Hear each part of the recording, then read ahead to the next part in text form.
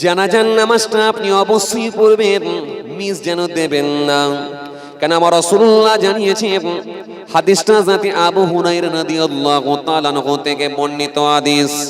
عن ابي هريره رضي الله تعالى عنه قال سمعت رسول الله صلى الله عليه وسلم يقول حق المسلم على المسلم خمس: رد السلام وإعادة المريض واتباع الجنائز وإجابة الدعوات وتثبيت العاتق। এই হাদিসের মধ্যে আমার নবী মোট 5টা কথা বলেছে। এক নম্বরে বলেছে রদ্দুস সালাম, দ্বিতীয় নম্বরে বলে ওয়াইআদাতুল মারিজ, 3 নম্বরে বলে ওয়াইত্তিবাউল জানাইজ, জানাজায় তোমরা পশ্চাৎ গমন করো, জানাজায় তুমি অবশ্যই হাজির হও। জানাজায় যদি একটা গিয়ে অ্যাটেন্ড করতে পারো, এটা তোমার একটা হক দায়িত্ব আছে বাবাজি।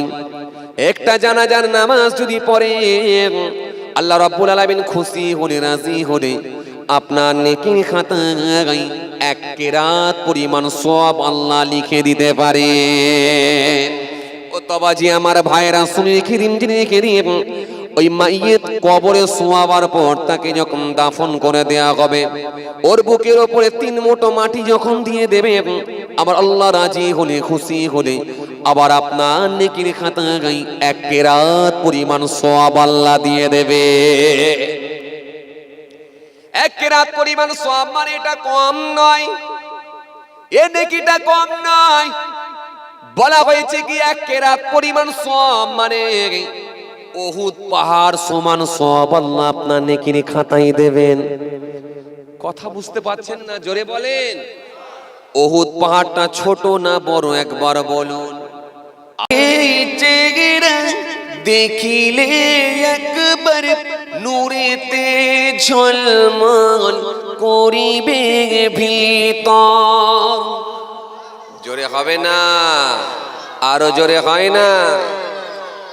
জানি এই চেহারা দেখিলে একবার নূরেতে ঝলমল করিবে ভিতর। ওগো কামলিওয়ালা করো করুণা, দিগদার দাও গো শাহে মদিনা, দিগদার দাও গো শাহে মদিনা, দিগদার দাও গো শাহে মদিনা। নবীর রওজা শরীফ দেখে মন ভরে না, নবীর রওজা শরীফ দেখে মন ভরে না, দিগদার দাও গো শাহে মদিনা, দিগদার দাও গো শাহে মদিনা। আল্লাহুম্মা সাইয়্যিদানা মাওলানা মুহাম্মদ ওয়া আলা আলি সাইয়্যিদিনা।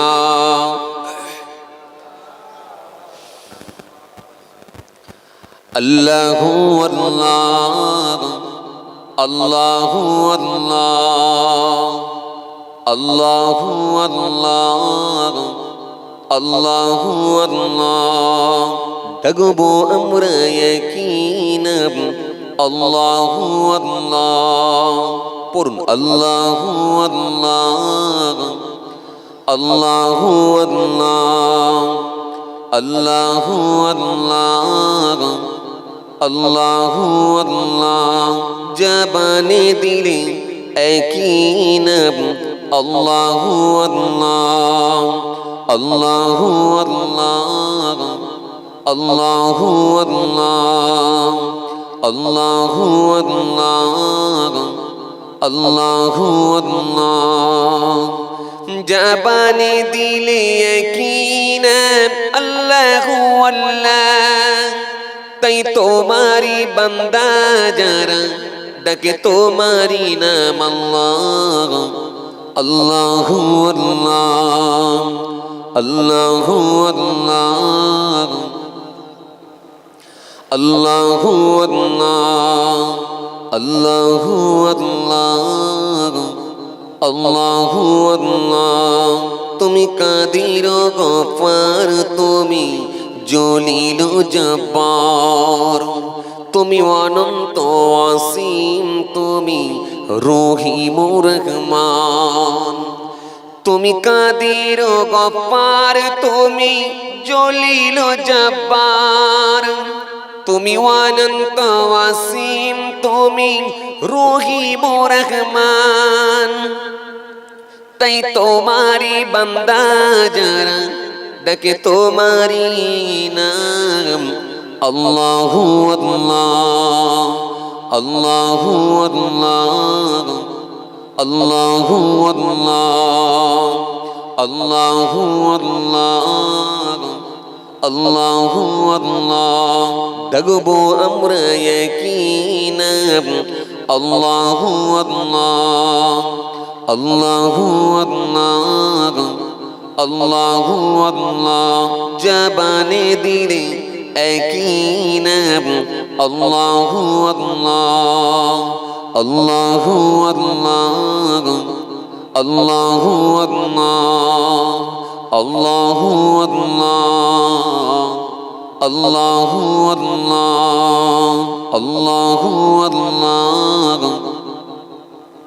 আল্লাহু আল্লাহ।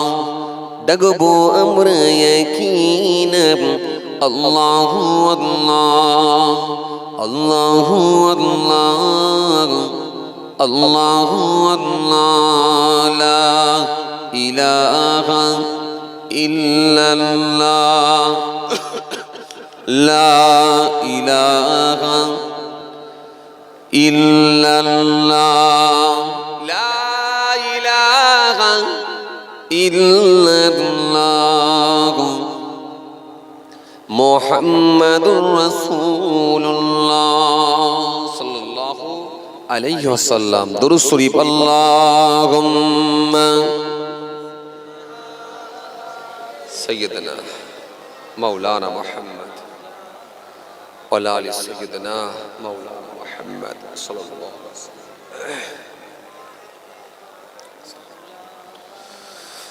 وقال الله تعالى في كلامه المجيد والفرقان الحميد: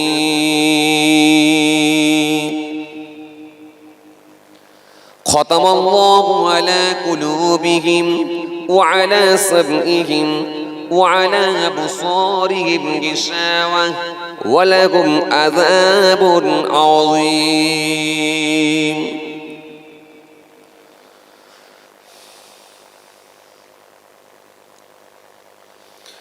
وقال الله تعالى في كلامه المجيد والفرقان الحميد: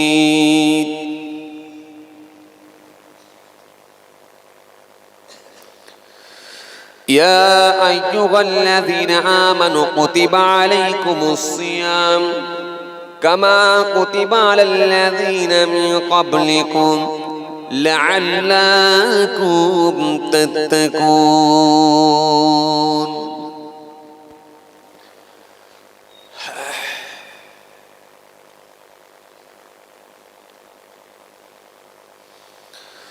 وقال النبي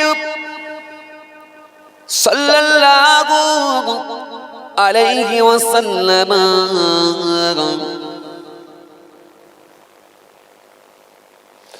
من زار قبر أبويه أو حديما في كل جمعة غفر له وكتب برا.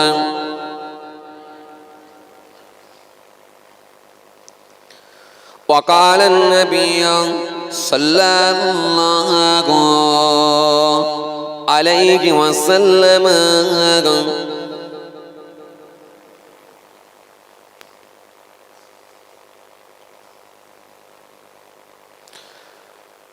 وعن أبي هريرة رضي الله تعالى عنه قال: سمعت رسول الله সাল্লাল্লাহু আলাইহি ওয়াসাল্লাম। يقول حق المسلم على المسلم خمس: رد السلام، وإعادة المريض، واتباع الجنائز، وإجابة الدعوات، وتثبيت اللطيف، إلى آخر الحديث أو كما قال. प्यारे हाज़िर मजलिस, সদ্য বয়োজ্যেষ্ঠ ইমানদার আল্লাহওয়ালা প্রবীণ মানুষেরা, আজকের মাহফিলে বসে থাকা আমার একাধিক যুবক সাথী মহব্বতের ভাইরা, আমাদের সঙ্গে আগিয়ে চলা আমাদের ঘরের সন্তানেরা, এক কথায় আমার ছোট ছোট ভাই বোনেরা, দূর দূরান্তে বাড়িতে বসে থাকা পর্দার আড়ালে অন্তরালে আমার মা বোন বেটিরা, সকলকে সালাম মোবারকবাদ জানিয়ে খুব অল্প সময় বিক্ষিপ্ত কিছু আলোচনা করে আপনাদের খেদমত থেকে বিদায়। সেই সাথে সাথে আরো জানাই, আজকের এই মহতী সভার আমাদের সম্মানীয় মোহতারাম সভাপতি সাহেব সহ সকল সদস্য ভাইয়েরা, সেই সাথে সাথে আরো জানাই, যারা বাকুল গ্রামের কবরস্থানে 3.5 হাত জায়গা অধিকার করে অপেক্ষায় রত, ইন্তজার করছেন, ওয়েট করছেন সে কিয়ামতের দিনের জন্য, ইলা ইয়াউমিল কিয়ামাহ, রোজ হাসুর দিনের জন্য, জানাই তাদেরকে আমি আমার অন্তঃস্থল থেকে সালাম এবং মুবারকবাদ। আল্লাহ পাকের রহমত প্রত্যেক ইমানদারের উপর হোক, আমরা জোরে বলি আল্লাহুম্মা আমিন। সেই সাথে সাথে আরো জানাই, জাতি ধর্ম বর্ণ নির্বিশেষে যে কোনো কমিউনিটির হতে পারে, যে কোনো কওমের হতে পারে, যে কোনো বর্ণের হতে পারে, যে কোনো ধর্মের হতে পারে, বিভিন্ন ধর্মাবলম্বী মানুষেরা যারা এখনো সজাগ আছেন, এখনো কনসাস আছেন, এই মাইক্রোফোনের আওয়াজে কান লাগিয়ে আছেন, কেউ বা মাহফিলে আছেন, কেউ বা দূর থেকে মাইক্রোফোনের আওয়াজে কান লাগিয়ে আছেন, জানাই তাদেরকে আমি আমার অন্তঃস্থল থেকে হার্দিক শুভেচ্ছা ভালোবাসা। ভাইরা আমার, দোস্তরা আমার, বন্ধুরা আমার, সাথী মহব্বতের ভাইরা, আজকে ইসালে সওয়াবের মাহফিল, জিকরুল্লাহ, জিকরুন নবীর মজলিস। অল্প সময় বিক্ষিপ্ত কিছু আলোচনা। আচ্ছা, যাদের লাইভ চলছে লাইভ কিন্তু কেটে দেবে না, আমি লাইভ দিইনি কিন্তু, সব জায়গাতে আমার লাইভ বলা থাকে, লাইভ যাদের চলছে কেটে দেন, কেটে দেন, আপনারা নিজেরা কেটে দেন, হ্যাঁ কেটে দেন। আমি লাইভ দিনা, লাইভ দেওয়া নিষেধ আছে, কারণ বর্তমান সময় খুব পরিস্থিতি খারাপ, কথা ঠিক কিনা? স্লিপার টাং হতে পারে, কোনো কথা বলতে গিয়ে স্লিপে হতে পারে, হয়তো স্লিপে এমন কিছু কথাবার্তা বেরিয়ে যেতে পারে, সেটা সোশ্যাল মিডিয়ায় হচ্ছে, কথা ঠিক কিনা ভুল বলে। তারপরে লাইভ দিলে আরেকটা সমস্যা আছে, কি বলেন তো, কি বলেন তো, বাড়িতে শুয়ে শুয়ে যারা লাইভ দেখতে পাবে তারা এখানে আসবে না, কিছু ব্যাপার আছে। ওই জন্য আমি টোটাল লাইভ দেওয়াটা বন্ধ করেছি। তুলতে অসুবিধা নেই, আপনারা তুলে নিতে পারেন, রেকর্ড করে নেন, আপত্তি নেই, কিন্তু লাইভটা দেবেন না।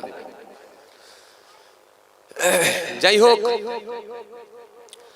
আলোচনা অল্প সময় কিছু বিক্ষিপ্ত আলোচনা করে আপনাদের খেদমত থেকে বিদায় নেব। খুব বেশি কষ্ট আপনাদেরকে দেব না, খুব বেশি সময়ও নেব না। মাশাআল্লাহ, বর্তমান সময় যথেষ্ট অজনসিয়ত হচ্ছে, কথা ঠিক কিনা ভুল বলে।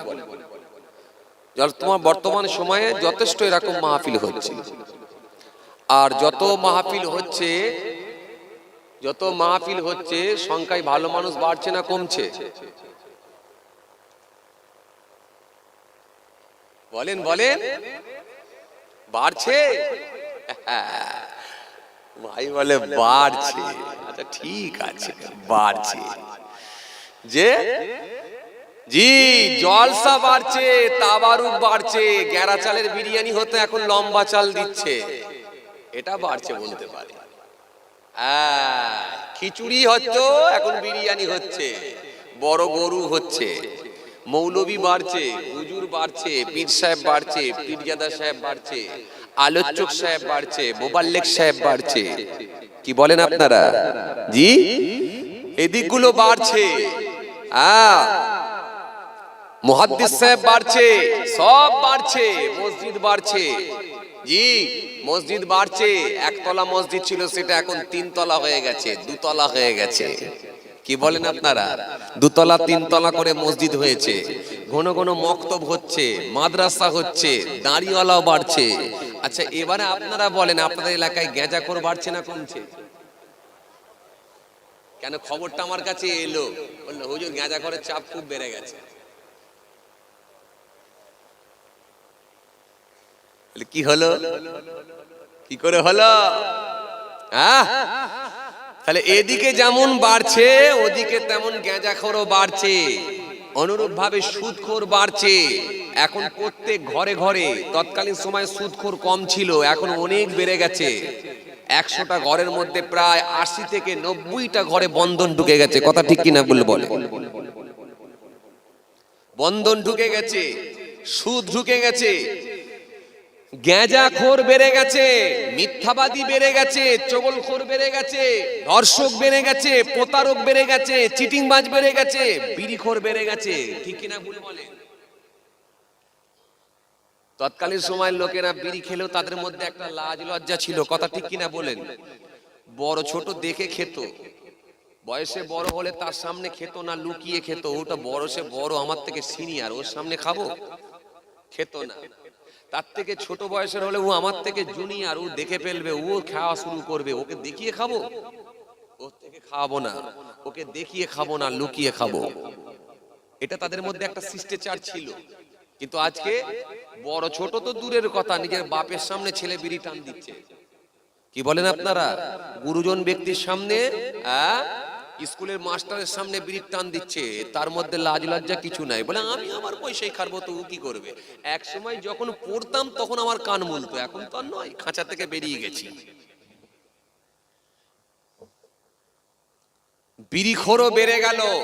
পকেটে বিড়ি থাকতো, সেই বিড়ি এখন মাশাআল্লাহ কানে জায়গা পেয়েছে। কথা ঠিক কিনা ভুল বলে?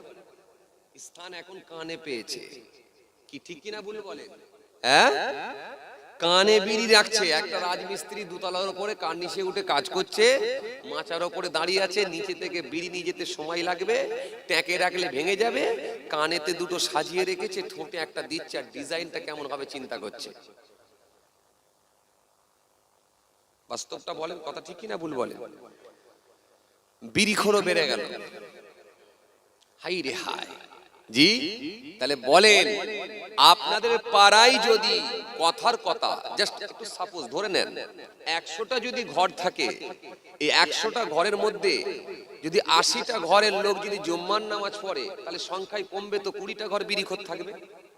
কিন্তু খবর নিয়ে দেখা যাচ্ছে না 20টা ঘর নয়, সেটা বেড়ে গিয়ে 90টা ঘর সুদখোর হয়ে গেল। তাহলে বাড়লো কি?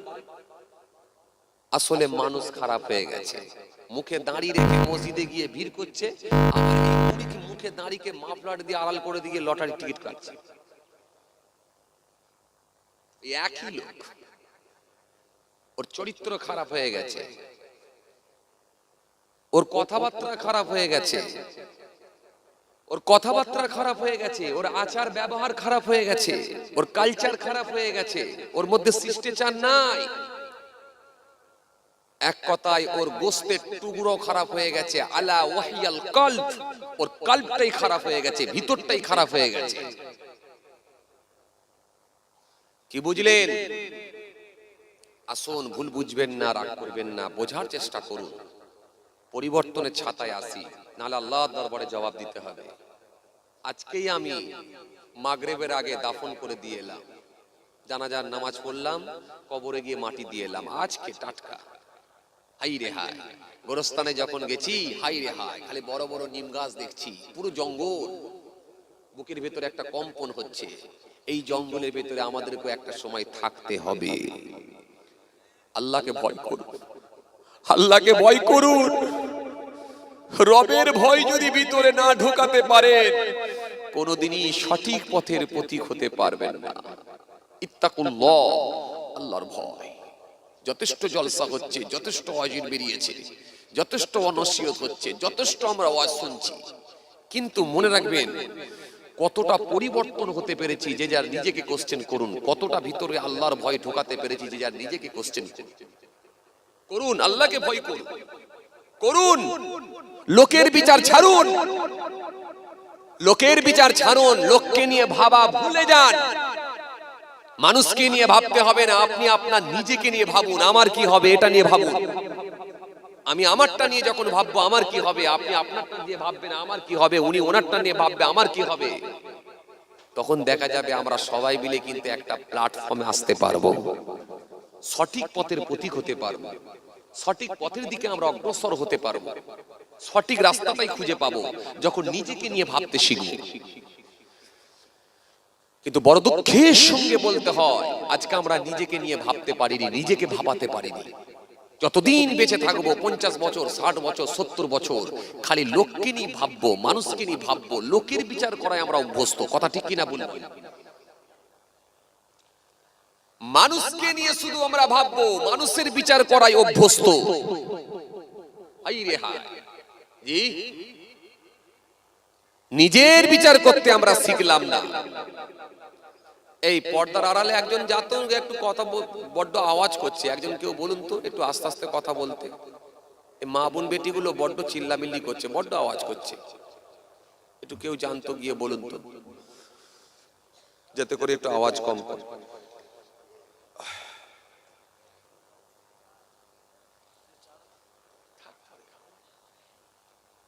তাকান, খেয়াল করেন, যে কথা বুঝাতে চাইছিলাম, আল্লাহর কসম, নিজেকে যদি নিয়ে না ভাবতে পারি আমরা সঠিক পথ কিন্তু খুঁজে পাবো না। আমার আমার করতে করতে জীবনটা শেষ হয়ে যাবে, আমার আমার করতে করতে জীবনটা শেষ হয়ে যাবে। জি, ইতিহাস পড়ুন, তাফসীর পড়ুন, আপনি বুঝতে পারবেন নবী আম্বিয়া সালামদের ছেলেরা পর্যন্ত বরবাদ হয়ে গেছে। কথা ঠিক বলছি না ভুল বলছি? দাউদ আসলামের ছেলে, জি জি, নূহ আসলামের ছেলে, পৃথিবীর সর্বপ্রথম আদম আসলাম, আদম আসলামের দুই পুত্র হাবিল আর কাবিল, দেখুন কিভাবে মারামারি করে জীবন শেষ করে ফেললো। সুতরাং আপনি কারোর দিকে তাকাবেন না, সময়টা চলছে কিন্তু খুব কঠিন সময়। দু চার কথা বলছি, ভালো করে খুব ধ্যান দিয়ে শুনুন। সময়টা চলছে খুব কঠিন সময়, এটা ফিতনার সময় চলছে। এক বক্তা আর এক বক্তাকে দেখতে পারে না, এক হুজুর আর এক হুজুরকে দেখতে পারে না, এক পীর সাহেব আর এক পীর সাহেবকে দেখতে পারে না, এক পীরজাদা সাহেব আর এক পীরজাদা সাহেবকে দেখতে পারে না, এক মুবাল্লিগ সাহেব আর এক মুবাল্লিগ সাহেবকে দেখতে পারে না। তাদের মধ্যে আন্তরিকতা, মহব্বত, ভালোবাসা সব শেষ। খালি আমার আমার করতে করতে করতে করতে সব শেষ। কথা ঠিক বলছি না ভুল বলছি? খালি আমার পাতে কেন পানি কম পড়ছে, আমার পাতে কেন ঝোল কম পড়ছে, এই ঝোল বাড়াতে গিয়ে কি ফিতনা, কি ফাসাদ, কি চলছে আজকে। আসুন, কোনো দিকে তাকাবেন না, যে যা নিজের দিকে তাকিয়ে সোজা পথ খুঁজুন। খুঁজুন, বাড়িতে আছেন, আল্লাহর ওলিদের জীবনীগুলো একটু পড়ুন, পড়ুন, পাল্টে যাবে আপনার চরিত্র। পড়ুন, আর বিনা পড়তে পারলে অন্তত বাংলায় পড়ুন, আল্লাহর ওলিদের জীবনীগুলো পড়ুন, বড় পীর সাহেবের জীবনী পড়ুন, খাজা সাহেবের জীবনী পড়ুন। ফুরফুরা শরীফে যাচ্ছেন, দাদা হুজুর কেবলার লেখা, মেজলা হুজুর কেবলার লেখা, মুফতি আজম আবু জাফর সিদ্দিকী রহমাতুল্লাহ আলাইহি মেজলা হুজুর কেবলার লেখা তাহকিকুল মাসাইল কিতাব কিনে নিয়ে আসুন। বাড়িতে আছেন, বসে বসে পড়ুন, পড়ুন। চায়ের দোকানে সময়টা দিয়ে বেকার জীবনটাকে বরবাদ করবেন না, মাচায় বসে বসে সময়টাকে অতিবাহিত করবেন না, জীবনটাকে বরবাদ করবেন না, খেলার মাঠে গিয়ে জীবনটাকে বরবাদ করে দেবেন না। সময় পাচ্ছেন বাড়িতে পড়ুন, নাহলে মসজিদে চলে যান, জিহ্বাটাকে কাজে লাগান, আল্লাহ আল্লাহ করে জিকির করুন, জিকির করুন। ফিতনা ফাসাদের জমায়ে, এই ফিতনা ফাসাদের সময়ে, ফিতনা ফাসাদের টাইমে যতটা পারবেন নিজেকে উজ্জ্ব রাখুন, নিজেকে বাঁচিয়ে চলার চেষ্টা করুন, কাদা লাগাতে দেবেন না, নিজেকে বাঁচিয়ে রাখার চেষ্টা করুন, নিজে সমস্ত পাপ কর্মগুলো থেকে বিরত থাকার চেষ্টা করুন। যদি নিজেকে উজ্জ্ব রেখে, নিজেকে বাঁচিয়ে রেখে যদি সঠিক পথের প্রতীক হতে পারেন, তবে মনে রাখবেন আল্লাহ দরবারে হয়তো আমার আল্লাহ আপনার জন্য, আল্লাহ রব্বুল আলামিন আপনার জন্য বেনিফিট রেখেছেন, নিশ্চয়ই আল্লাহ পুরস্কার দেবেন বলে ওয়াদা দিয়েছেন। আর না হলে দাড়ি থাকবে, টুপি থাকবে, জুব্বা থাকবে, মৃত্যুর পরে ঠিকানা জাহান্নাম হবে। আপনি খুঁজে পাবেন না কোন দিক দিয়ে শেষ হয়ে যাবে, খুঁজে পাবেন না। কোন দিক দিয়ে আপনি শেষ হয়ে যাবেন খুঁজে পাবেন না। বর্তমান সময় খুব কঠিন সময়। মাচায় বসে থাকবেন, একটা লরি করে ইট ঢুকবে, 5000 ইট পড়েছে, প্রতিবেশী একটা যুবকের বা কারোর একটা প্রতিবেশী মানুষের ইট পড়েছে 5000, ওই 5000 ইট দেখে যদি আপনার সারা শরীরে চুলকুনি ফুটে যায়, সারা শরীরে যদি অ্যালার্জি ফুটে যায়, তাহলে মনে রাখবেন আপনার কপালে খুব বিপদ আছে। ওর 5000 ইট কি করে ঢুকলো? ব্যাস আপনি গবেষণা করতে শুরু করলেন। 4-5 জন যারা ছিল তাদের কানগুলোকে সব কানেতে আপনি ওয়াশ করতে শুরু করলেন, মগজ ওয়াশ করতে শুরু করলেন। ও পয়সা পেলো কোথা থেকে? ও তো গরিব মানুষ, 5000 ইট পেলো কোথা থেকে? ব্যাস ওর বিচার করতে করতে আপনার জীবন শেষ শেষ। এগুলো ছাড়ুন, এগুলো ছাড়ুন। একজন লোক 5000 ইট কিনেছে, আপনি খুশি হন, আপনি খুশি হন, আলহামদুলিল্লাহ আল্লাহ ওকে কিনিয়েছেন, আমাকেও আল্লাহ দেবে। একটা ছেলে মোটরসাইকেল একটা কিনেছে, আপনি খুশি হন, হিংসা করবেন না, হিংসা করবেন না, আপনি খুশি হন। আপনি একটু উদার মনের হওয়ার চেষ্টা করুন, বড় মনের হওয়ার চেষ্টা করুন। আপনি বরং ওর প্রশংসা করুন, ভাই আল্লাহ তোমাকে কিনিয়েছে, আমি খুব খুশি হয়েছি। একে অন্যজনের উন্নতি দেখলে তার প্রশংসা করবেন, তার দিকে হিংসা করবেন না। হিংসা করলে আল্লাহ আপনাকে ধ্বংস করবে। ইয়াকুমুল হাসাদা ফাইন্নাল হাসাদা ইয়াকুলুল হাসানা কামা তাকুলুন নারুল হাতাব। আল্লাহ রাসূল বলছেন, তোমরা হিংসা থেকে পরহেজ করো, বেঁচে থাকো, হিংসা থেকে তোমরা দূরে থাকো। কেন? আগুন যেমন কাঠকে খেয়ে নেয়, হিংসা তেমন তোমাদের আমলকে খেয়ে নেবে। হিংসা হচ্ছে আমলকে খেয়ে নেয়।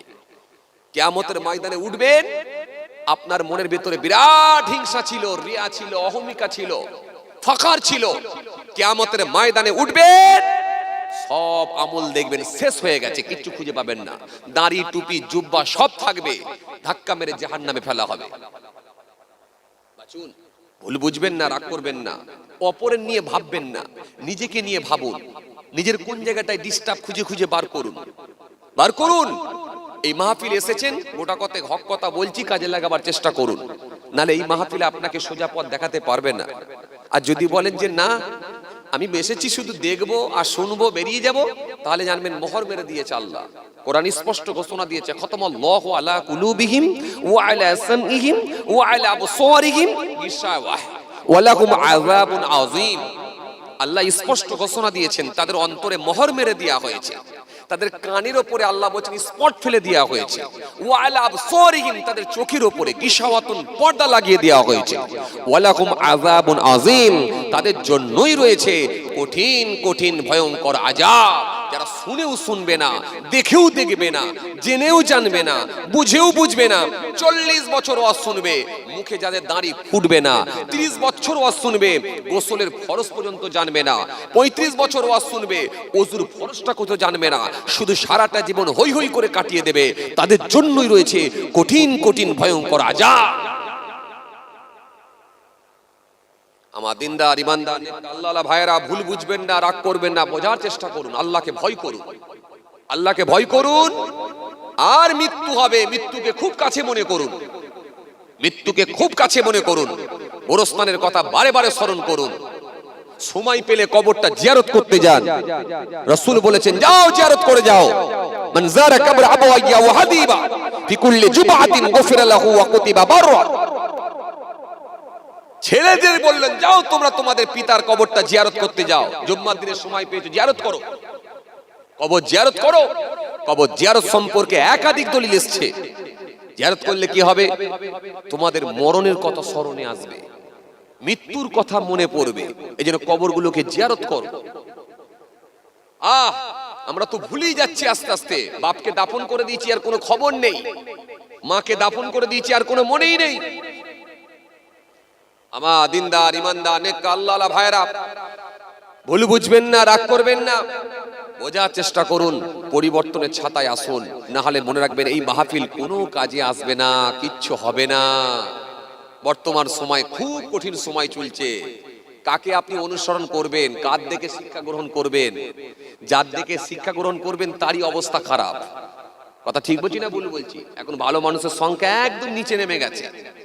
মুষ্টিগত ভালো মানুষ আছে বলে পৃথিবী চলছে, আর ওই ভালো মানুষগুলো যখন থাকবে না, পৃথিবীকে আমার আল্লাহ রাখবেন না। আমার আল্লাহকে যারা আল্লাহ বলে ডাকনেওয়ালা ইমানদার থাকবে, তার ওসিলায় আল্লাহ বলছে কিয়ামত করব না। সুতরাং এখনো ভালো মানুষ আছে, কিন্তু সেটা সংখ্যায় কম।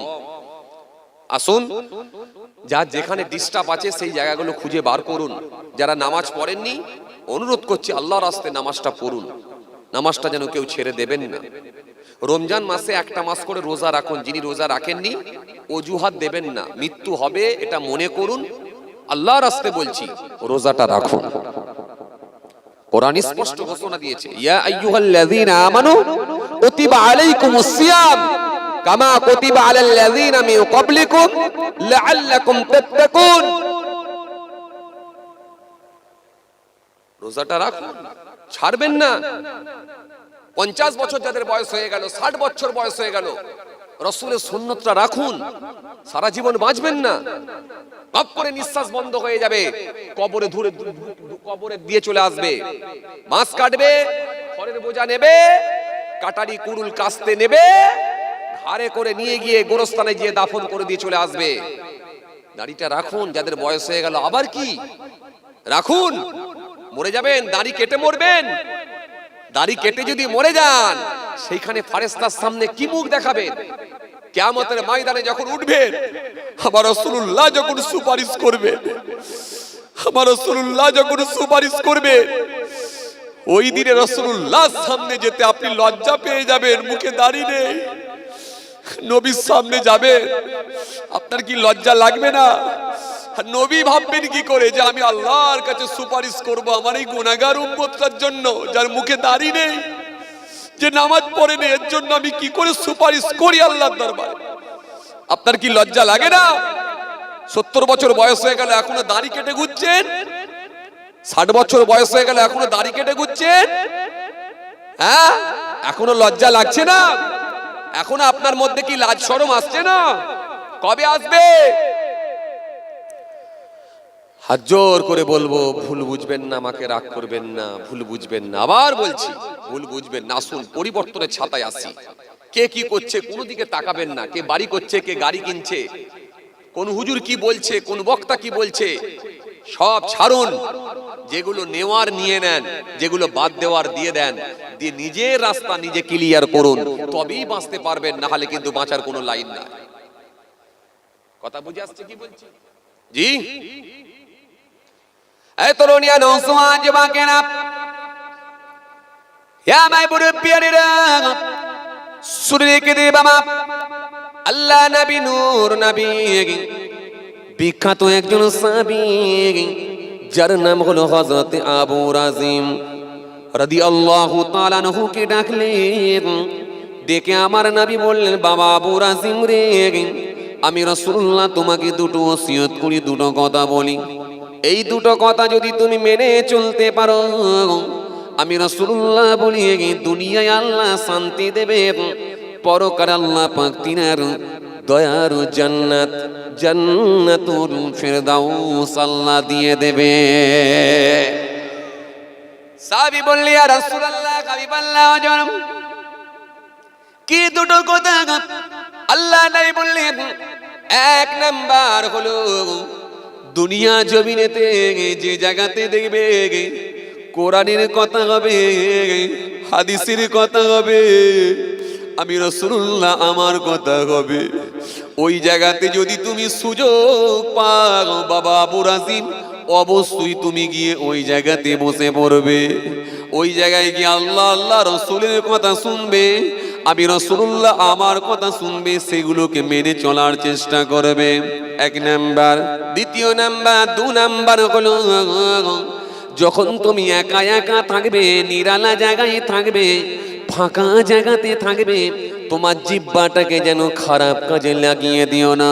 ও বাবা আবু রাজিম, আমি রাসূল বলে যাই, তোমার জিহ্বাটাকে মসজিদে চলে যাবে, বাইতুল্লাহ আল্লাহর ঘরের মধ্যে গিয়ে তোমার জিহ্বাটাকে আল্লাহ আল্লাহ আল্লাহ আল্লাহ নামে জিকিরে লাগিয়ে দেবে। যদি দুটো কথা মেনে চলতে পারো, আমি রাসূলুল্লাহ বলে যাই, খায়রাত দুনিয়া ওয়াল আখিরাহ, দুনিয়ায় আল্লাহ শান্তি দেবেন, পরকাল আল্লাহ পাক তিনার দয়ার জান্নাত, পরকাল আল্লাহ পাক তিনার দয়ার জান্নাত দিয়ে দেবে। ইহকালে শান্তি আর পরকালে মুক্তি দেবেন আল্লাহ। দুটো কথা আমার রাসূল শেখা, তার মধ্যে আমরা একটা জায়গা পেয়ে গেলাম। এই জায়গাটা আপনাকে আসতে হবে, এসে কিন্তু সেগুলোকে মূল্যায়ন করতে হবে, সেগুলোকে গুরুত্ব দিতে হবে এবং সেগুলোকে বাস্তবায়ন করতে হবে। পাল্টে দিতে হবে আপনার অভ্যাস, পাল্টে দিতে হবে আপনার কথা, পাল্টে দিতে হবে আপনার হাঁটা, পাল্টে দিতে হবে আপনার লেবাস, পাল্টে দিতে হবে আপনার পোশাক, পাল্টে দিতে হবে আপনার চরিত্র, পাল্টে দিতে হবে আপনার কালচার। সব যদি একটা করে পাল্টে দিয়ে নবিয়ানা নকশা তৈরি লাগিয়ে দিতে পারেন, নবিয়ানা নকশা যদি ধরে নিতে পারেন, সুন্নতের উপরে যদি পাবন্দি হতে পারেন, আলহামদুলিল্লাহ আল্লাহ কবুল করে নিয়ে তিনার দয়ার জান্নাত দিয়ে দিতে পারেন। কোরআন স্পষ্ট ঘোষণা দিয়েছে, মাতাকুম রাসূল ফাখুযুহু ওয়া মা নাহাকুম আনহু ফান্তাহু। এই পৃথিবীর মানুষ, আমার রাসূল তোমাদেরকে যে আদেশ করেন তোমরা স্বতঃস্ফূর্তভাবে গ্রহণ করো। নবী যেগুলোই তোমাদের বারণ করেন তা থেকেই তোমরা বিরত থাকো, সেগুলো কি তোমরা বর্জন করো। নবীর কথাগুলো যদি মেনে নিতে পারো আর নবী যেগুলো বারণ করেছেন সেগুলো যদি ছেড়ে দিতে পারো, নবীর কথা আর আদেশ আর নিষেধ মানে হলো আমার আল্লাহরই আদেশ আর নিষেধ। আসুন, ভুল বুঝবেন না, রাগ করবেন না, এই মাহফিল থেকে একটু পরিবর্তন হন। 50 বছর বয়স হয়ে গেল, আবার কি? নবীর সুন্নতটা রাখুন, দাড়িটা রাখুন, দাড়িটা কেউ কাটবেন না, অনুরোধ, দাড়ি কাটবেন না। কারণ রাসূল করিম সাল্লাল্লাহু আলাইহি ওয়াসাল্লাম বলছেন, জি জি মান তামাসসাকা বিসুন্নতি ইনদা ফাসাদি উম্মতি ফালাহু আজরু মিয়াতা শাহীদ। আখিরি জামানায় যদি আমার একটা সুন্নতকে আমল করে যায়, আমি রাসূল বলে যাই 100টা শহীদের থেকে বেশি সওয়াব পাবে। জোরে বলবেন না, আরো জোরে বলবেন না। আচ্ছা, শহীদ কাকে বলে বলেন তো আপনারা? যারা আল্লাহর জন্য নিজেদের জীবনগুলোকে উৎসর্গ করে দিয়েছে, আল্লাহর জন্য নিজের জীবনকে বিসর্জন দিয়েছে, আল্লাহর রাস্তায় নিজের জীবনকে কুরবান করে দিয়েছে, আল্লাহর রাস্তায় জীবন দিয়ে দিয়েছে। কারোর গলার উপর দিয়ে ছুরি চালিয়ে দেওয়া হয়েছে, কারোর বুককে ফেরে কলিজা বের করে নেওয়া হয়েছে, সেটা আল্লাহর রাস্তায় জীবন দিয়েছে, নবীর জন্য, নবীর ভালোবাসায় জান দিয়েছে। এই মওতটা হলো শহীদি মওত। আর সেই রাসূল বলে যাচ্ছেন কি, একটা সুন্নত আমল করলে আমি রাসূল বলছি 100টা শহীদের থেকে বেশি সওয়াব পাবে। জোরে বলবেন না। হ্যাঁ, শহীদ কাকে বলে বুঝতে পারছেন? তার মানে আরেকটু বলি শোনেন। বিশ্বনবী প্রফেট মুহাম্মদ মুস্তাফা সাল্লাল্লাহু আলাইহি সাল্লামকে জিজ্ঞাসা করা হলো, কি আইয়ুন নাস খায়রুন ইয়া রাসূলুল্লাহ, ইয়া রাসূলুল্লাহ, হাবিবাল্লাহ হুজুর, কোন মানুষটা সবথেকে ভালো মানুষ হুজুর? বিশ্বনবীকে জিজ্ঞাসা করা হচ্ছে কোন মানুষটা সবথেকে ভালো মানুষ হুজুর? আল্লাহ রাসূল সাল্লাল্লাহু আলাইহি সাল্লাম শেষ সময় বললেন, ক্বাল ইমাম তাওয়াল আমরুহু ওয়া হাসানা আমালু। নবী বললেন, যার বয়স বেশি আর পাশাপাশি আমল ভালো। বয়স বেশি, পাশে আমল ভালো। বয়স বেশি আর আমল ভালো। বয়স লম্বা, সাথে জোরে বলো আমল ভালো। আচ্ছা, বয়স বেশি মানে তো আমরা বুঝতে পারছি নাকি? এই কথা বলেন না কেন আপনারা? বয়স বেশি মানে তো আমরা বুঝতে পারছি, দাড়িগুলো সাদা হয়ে গেছে, মাথার চুলটা সাদা হয়ে গেছে, বেশ অনেকটা বয়স পেয়েছে। কথা বলছেন না কেন? আরে কথা কন কিছু। 70 বছর বয়স পেল, 80 বছর পেল, 90 বছর পেল, 100 বছর বয়স পেয়েছে, লোকটাকে তো আমরা বয়স্ক লোক বলবো? বলবো না। লোকটা কত বছর বেঁচে ছিল গো? ও, লোকটা ইন্তেকাল করলো, কত বয়স হয়েছিল? না 92 হয়েছিল। ও আচ্ছা আচ্ছা, বয়স হয়েছিল, আল্লাহ বয়স দিয়েছিল গো, যথেষ্ট বয়স পেয়েছে। কথা ঠিক বলছি না ভুল বলছি? যেমন এটা আমরা বলি না, বলি কেন? 92 বছর বয়স পেয়েছে মানে যথেষ্ট বয়স, তার মানে বয়স্ক মানুষ। জি জি, উনি বাল্যকাল কাটিয়েছেন, যৌবনকাল কাটিয়েছেন, জি পৌরত্বকাল, বার্ধক্য, বার্ধক্যকালে তিনি পৌঁছে গেছেন। তো এই রকম বয়স্ক লোক, বয়স্কদের দলে উনি পৌঁছে গেছেন। আমরা সেটাকে বয়স্ক লোক হিসাবে ধরে নিই। যেটা 80 বছর হয়ে গেছে, 70 বছর, 90 বছর, তার মানে সেটা বয়স্ক লোক। বয়স্কা মহিলা, বয়স্ক লোক, সেটাকে আমরা ধরি। নবী এখানে দুটো কথা বললেন, ভালো করে শোনেন। বয়স বেশি আর সাথে জোরে বলো, সাথে আমল ভালো। জি, তাহলে বয়স বেশি মানে বোঝা গেল, কিন্তু আমল ভালো। আমল ভালো, সাহাবীরা বুঝতে পারছেন না যে আমল ভালো আল্লাহ রাসূল বললেন, সে আমল ভালো কোনটা? নামাজ পড়া, রোজা রাখা, হজ করা, জাকাত দেওয়া, মা বাপের খেদমত, প্রতিবেশীর হক, আত্মীয়ের সঙ্গে সুসম্পর্ক বজায় রাখা, ছেলে মেয়ে বেবি বাচ্চাদের হকগুলোকে আদায় করা। কি কথা ঠিক কিনা ভুল বলেন? এতিম মিসকিনের সঙ্গে ভালো ব্যবহার করা, অহংকার রিয়া থেকে নিজেকে বাঁচিয়ে রাখা। কোরআন সব বলেছে, ওয়া আবুদুল্লাহ ওয়া লা তুশরিকু বিহি শাইয়ান ওয়া বিল ওয়ালিদাইনি ইহসান ওয়া বিযিল কুরবা ওয়াল ইয়াতামাল মাসাকিন ওয়াল জারিজিল কুরবা ওয়াল জারিল জুনুব ওয়া সাহিবি বিল জানবি ওয়া ইবনিস সাবিল ওয়া মালাকাত আইমানুকুম ইন্নাল্লাহা লা ইউহিব্বু মান কানা মুখতালান ফাকুরা। আমি যেগুলো বললাম সব এগুলো এখানে আছে, ফটাফট করে সব আল্লাহ বলে দিয়েছেন। তাহলে এগুলো সব কিন্তু ভালো কাজ। তাহলে সাহাবীদেরকে আমার রাসূল বললেন বয়স বেশি সাথে আমল ভালো। হুজুর কোন মানুষটা ভালো? রাসূল বললেন যার বয়স বেশি হয়েছে সাথে আমল ভালো পেয়েছে, আমল ভালো করেছে। বয়স বেশি সাথে আমল ভালো। সাহাবীরা বয়স বেশি বুঝতে পারলেন, কিন্তু আমল ভালো কোনটা ধরতে পাচ্ছেন না। আবার রাসূল করিম সাল্লাল্লাহু আলাইহি ওয়াসাল্লামকে আবার কোশ্চেন করছেন, কি আইয়ুল আমাল আহাব্বু আল্লাহ আযজা ওয়া জাল। ইয়া রাসূলুল্লাহ, হাবিবাল্লাহ, হুজুর সবথেকে ভালো আমল কোনগুলো হুজুর? রাসূল করিম সাল্লাল্লাহু আলাইহি ওয়াসাল্লামকে আবার জিজ্ঞাসা করা হচ্ছে, হুজুর সবথেকে ভালো আমল কোনটা হুজুর? কথা বুঝে যাচ্ছে কি বলছি? বয়স বেশি বোঝা গেল, কিন্তু আমল ভালো। এই আমল ভালো মানে কোনটা হুজুর? সবথেকে ভালো আমল কোনটা হুজুর? নবীকে আবার জিজ্ঞাসা করা হচ্ছে, আইয়ুল আমালি হাব্বাল্লাহ আযজা ওয়া জাল। ইয়া রাসূলুল্লাহ, হাবিবাল্লাহ, হুজুর সবথেকে ভালো আমল কোনটা? নবী বললেন, শোনো, সবথেকে ভালো আমল হলো, আমি রাসূল বলছি, ক্বালা আস-সালাত ওয়ালা ওয়াক্তিহা, নামাজের সময়ে নামাজ পড়ে নেওয়া। জোরে বলবেন না? আরো জোরে বলবেন না? সবথেকে ভালো আমল হলো নামাজের সময়ে নামাজ পড়ে নেওয়া। এটা হলো সবথেকে ভালো আমল, যেটা আজকে এতগুলো মানুষের ভেতরে, যেটা আমাদের অনেকেরই মধ্যে আজকে হয়নি। কথা ঠিক বলছি না ভুল বলছি? কথা বলেন। যেটা অনেক যুবক ভাইরা আজকে এশার নামাজটাই পড়ে না, এসে বসে আছে। কথা ঠিক বলছি না ভুল বলছি? একটু কথাবার্তা বলতে হবে আমার সঙ্গে। জি, অনেক বয়স্ক চাচারা, জি, যেটা এশার নামাজই পড়ে না, এসে বসে আছে। ফরজে আইন ছেড়ে দিয়ে নফল কখনো হতে পারে না। ফরজে আইন ছেড়ে দিয়ে ফরজে কিফায়া হতে, জোরে বলে, হতে পারে না। ফরজ ছেড়ে দিয়ে, ওয়াজিব ছেড়ে দিয়ে নফল হতে পারে না। ফরজ ছেড়ে দিয়ে, ওয়াজিব ছেড়ে দিয়ে, ফরজে আইন ছেড়ে দিয়ে ফরজে কিফায়া হতে পারে না। আমরা বুঝি না কিছু। জোহরের নামাজ পড়িনি আর জানাজার নামাজ ছাড়বনি। কথা ঠিক বলছি না ভুল বলছি? জোহরের নামাজ পড়িনি কিন্তু জানাজার নামাজ ছাড়বনি। এলাকায় যে কটা জানাজা হয়, যে কটা মাইয়েত হয়েছে, যে কটা জানাজা হচ্ছে, সব কটা জানাজাতে আমরা অ্যাটেন্ড করছি, জানাজা মিস দিই না। অথচ একটা জোহরও আমরা পড়ছি না, আসরও পড়ি না, মাগরিবও পড়ি না। এরকম বহু মানুষ আছে। কথা ঠিক কি না ভুল বলে? হাই রে হাই।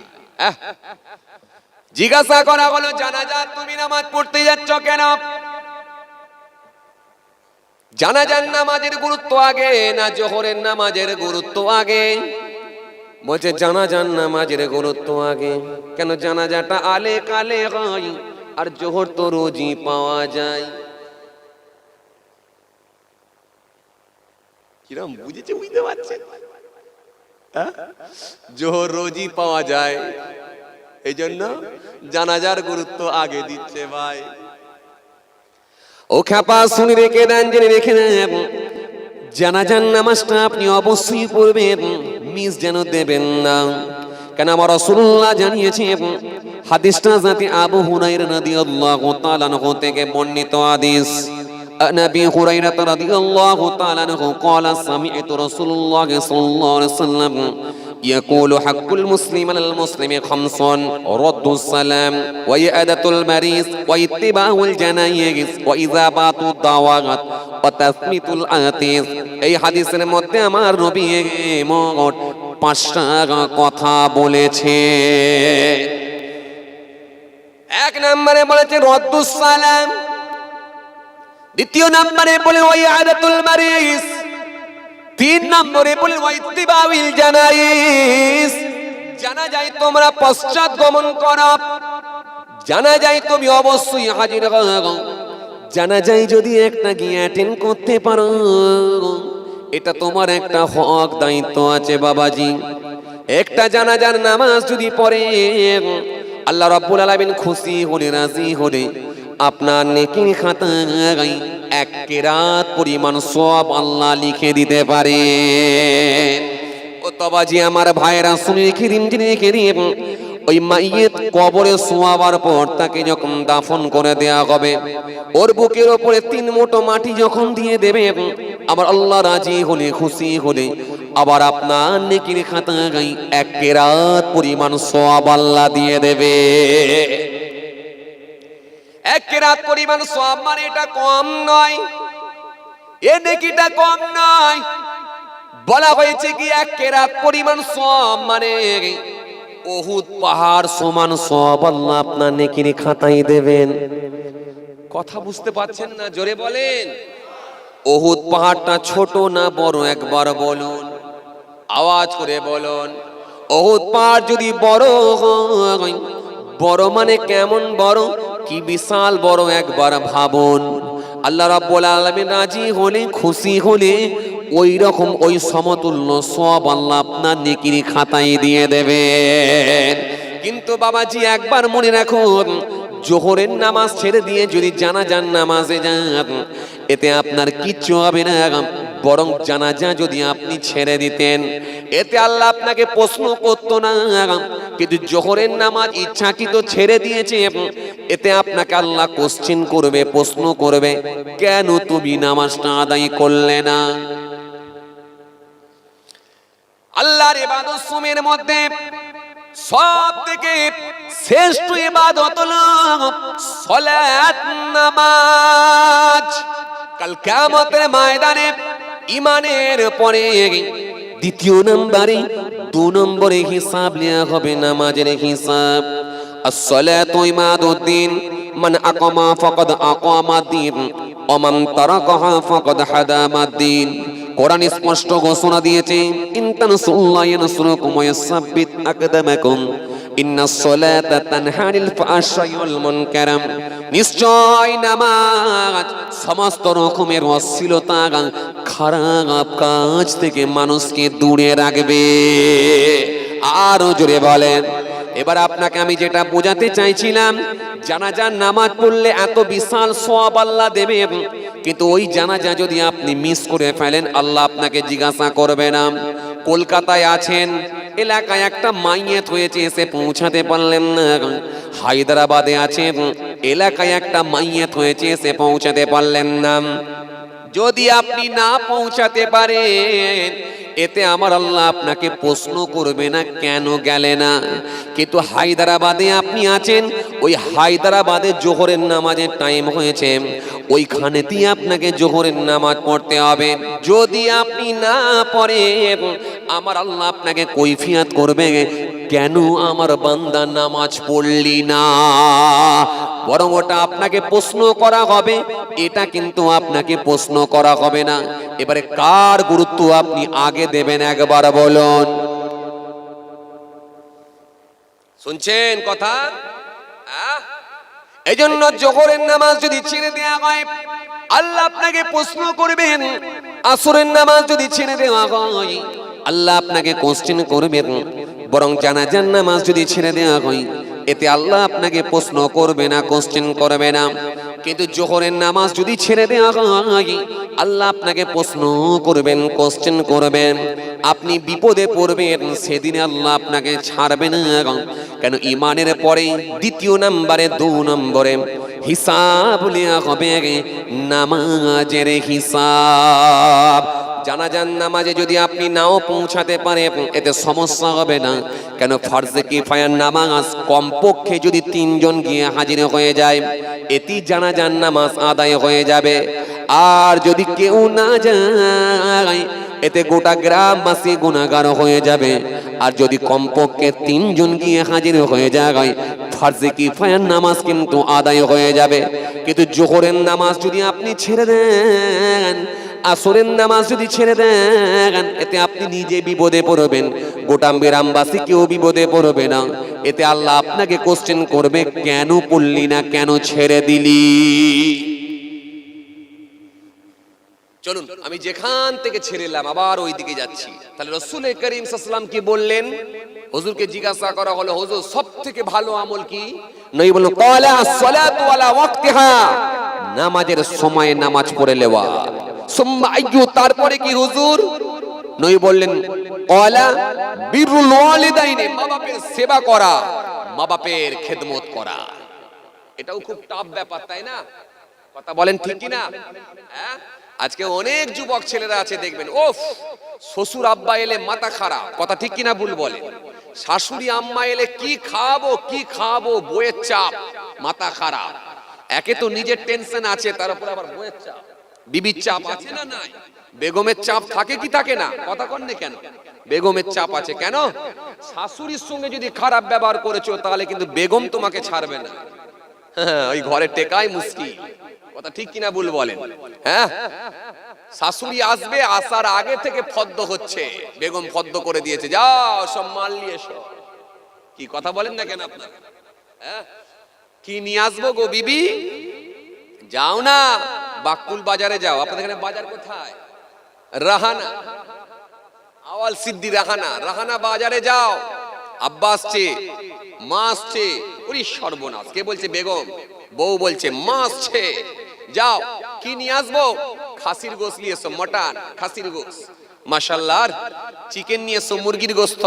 বিরিয়ানি কিসের হবে? বলে মটন বিরিয়ানি হবে, খাসির গোশত দিয়ে বিরিয়ানি। মারাত্মক ব্যাপার। সকালবেলাতেই ফোন করে দেয়া হলো, একটু গরুর গোশত অর্ডার হয়ে গেল, মগজ ভাজা হয়ে গেল, ডিম ভাজা হলো, কুপ্তা হলো, কাবাব হলো, টিকিয়া হলো। ওফ, কত রকমের খাবার, দই, হাই রে হাই, জিরু পানি, একেবারে গোটা দস্তরখানা সাজিয়ে দিয়েছে। শাশুড়ি আম্মাকে খুশি করবে, হাই রে হাই। শাশুড়ি আম্মা এসে বলে, ওফ জামাইটা খুব ভালো। আর পাশের ঘর থেকে মা সব সেন্ট গুলো পাচ্ছে, আর আল্লাহর দরবারে বলছে, আল্লাহ ছেলেটা পুরো গেল। এ বলছে জামাই খুব ভালো, আর ও কানতে কানতে মা বলছে ছেলে পুরো গেল। কি হবে? কার দোয়া কবুল হবে বলুন তো? কার? জোরে বলেন কার? কিচ্ছু হবে না। আবার বললে এখনই রাগ করবেন আপনারা যুবক ছেলেরা, বলবে একটু পয়সা নিয়েছে, আমি আমার পয়সায় আমার শাশুড়িকে খাওয়াবো তো হুজুরের রাগ হচ্ছে, মহাবিপদ। আমি আমার পয়সায় খাওয়াবো তো ভাইজানের রাগ হচ্ছে।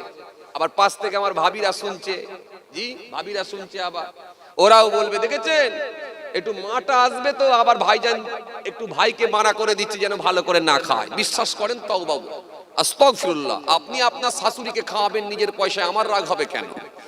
আপনি আপনার শাশুড়িকে খাওয়াবেন নিজের পয়সায় খাওয়াবেন, এতে আমার রাগ হবে কেন? অবশ্যই মনে রাখেন আমার রাগ নয়, আমার রাগ একটা, তবে রাগ যে নেই তা না, রাগ একটা।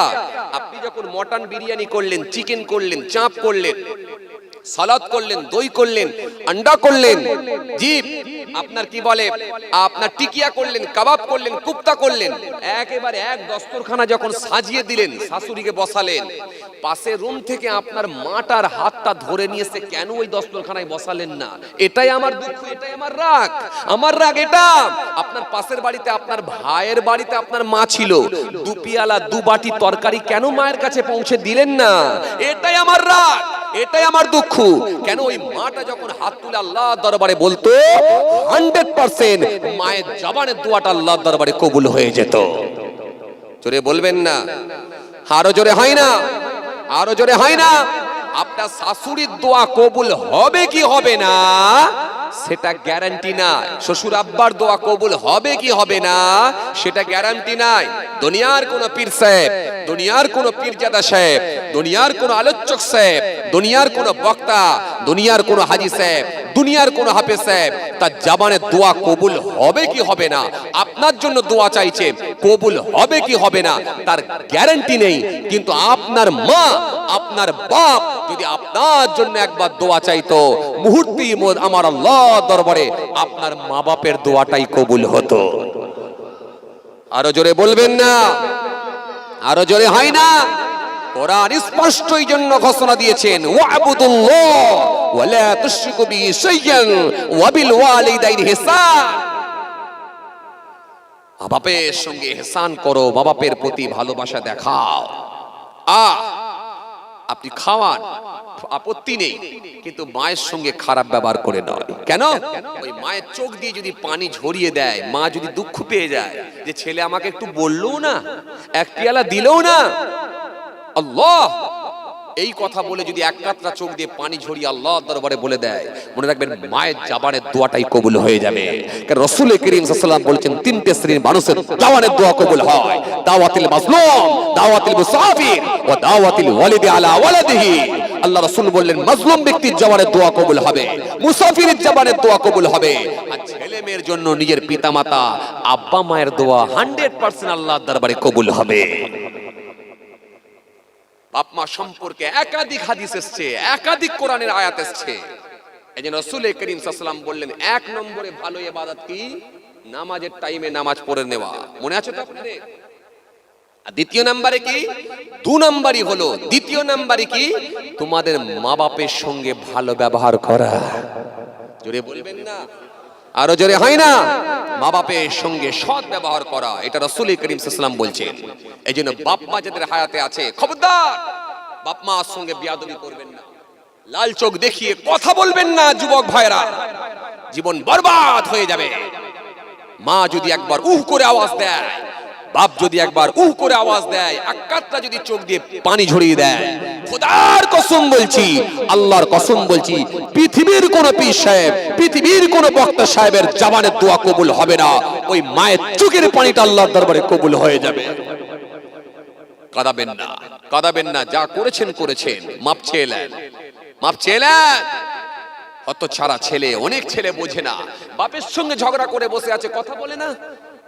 আশ্চর্যের বিষয়, 6 মাস বাপের সঙ্গে কথা বলে না, 1 বছর ধরে বাপের সঙ্গে কথা না। ও দিন ভালোই যাচ্ছে না, কারবার ভালোই চলছে, ইনকামও হচ্ছে, বন্ধু বান্ধব নিয়ে ভালোই ফুর্তি করছো, মোটা টাকা ইনকাম করছো, বুঝতে পারোনি ভব করে আমার আল্লাহ তোমাকে ক্যান্সার দেবে, আরে একটা ক্যান্সারেতেই পৃথিবী ছেড়ে বিদায় নেবে, মাপ চাওয়ারও সময় পাবে না। মনে রেখে দাও, মাস্তানি বাটপাড়ি আমার আল্লাহ ছেড়ে দেবে না। যাও, মায়ের সঙ্গে বেয়াদবি করলে মায়ের কাছে ক্ষমা চাও, বাপের সঙ্গে বেয়াদবি করলে বাপের কাছে ক্ষমা চাও, চোখের পানি ছেড়ে কাঁদো আর বলো আব্বা তুমি মাফ করে দাও, মাফ করে দাও, আমি ভুলবশত তোমাকে বলে ফেলেছি, মা তুমি ক্ষমা করো, ভুলবশত বলে ফেলেছি, তুমি মাফ করে দাও। একবার যখন মায়ের কাছে ছোট হয়ে সারেন্ডার হয়ে আপনি যাবেন, ওই মা, মনে রাখো, যার জানে আল্লাহ এত দয়া দিয়েছেন, এত মায়া দিয়েছেন, ওই মায়ের অন্তরে যত দুঃখই দেন না কেন, ওই মা ভুলে যাবে না। আপনার মতো ছেলেকে কাছে পেলে খুশি হয়ে গিয়ে হাসতে হাসতে বুকে জড়িয়ে ধরবে, টেনে ধরবে। কথা ঠিক কিনা ভুল বলেন?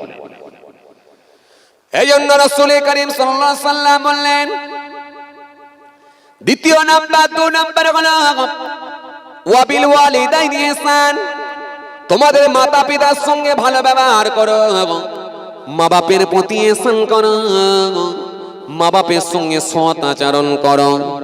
সুম্মা আইয়ু, তারপরে কি ওজন নয় বল ক্বালা আল জিহাদু ফি সাবিলিল্লাহ, আল্লাহর জন্য নিজের জীবনকে কুরবান করে দেওয়া। আরো জোরে বলেন, আরো জোরে বলেন।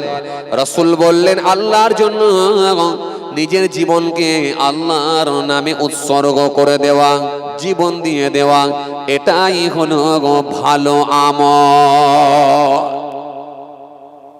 মনে আছে আপনাদের? তাহলে 1 নম্বরে আমার রাসূলুল্লাহ কি বললেন? নামাজের টাইমে নামাজ পড়ে নেওয়া। দ্বিতীয় নম্বরে আমার নবী কি বললেন? মা বাপের সঙ্গে ভালো আচরণ করা, মা বাপের সঙ্গে সৎ ব্যবহার করা। 3 নম্বরে, তৃতীয় নম্বরে আমার নবী বললেন আর আল্লাহর জন্য নিজের জীবনকে আল্লাহর নামে উৎসর্গ করে দেওয়া, এটাই হলো ভালো আমল।